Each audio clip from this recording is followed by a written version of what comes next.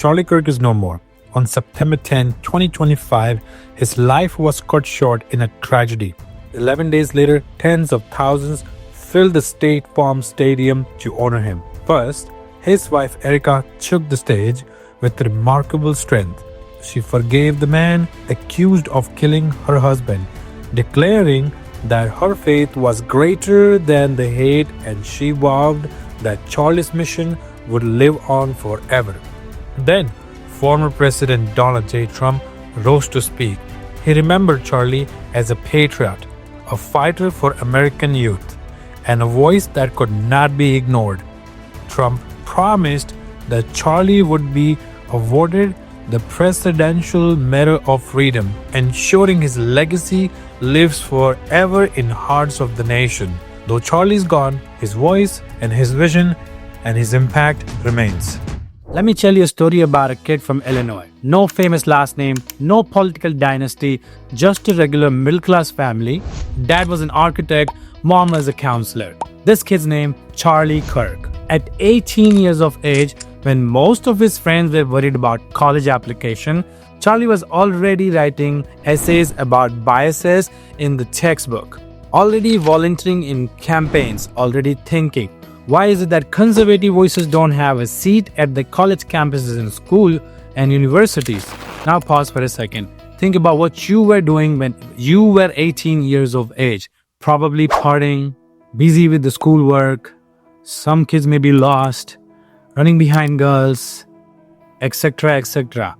Trying to figure lives out, right? Charlie was building a movement completely opposite of that, Turning Point USA. He co-founded this little organization with no money, no office, and no millions of dollars, but just a small idea of bringing young people together and talk about free market and free speech and limited government. Fast forward 10 years, by the time he's 31, 3,500 plus chapters in colleges and schools, tens of millions in annual revenue every year. Headquartered in Phoenix, Arizona, one of the most influential non-profit organizations in America. Guys, how many people can actually even accomplish something like that at age 31? Now let's talk about money. You don't just build an $80 million non-profit organization alone.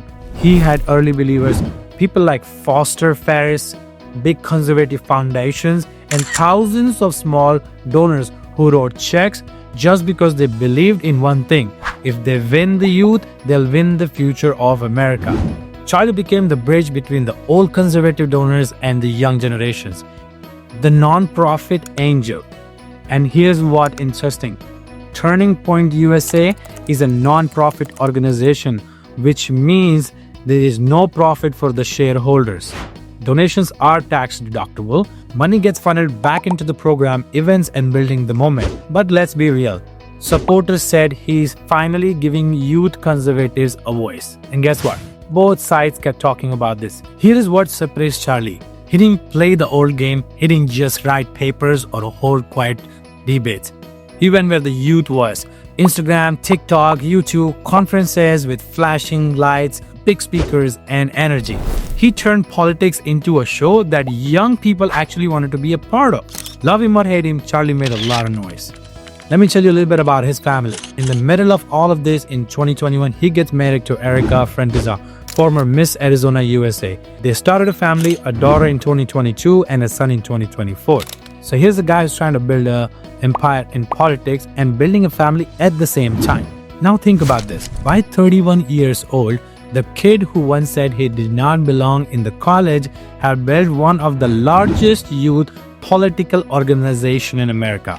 Was he controversial? Absolutely yes. Did he have critics? Plenty of them. But did he make an impact? 1000%. And here's something for you, especially if you're young. You don't need permission. You don't need to wait till you turn 40. You don't need to come from money or connections.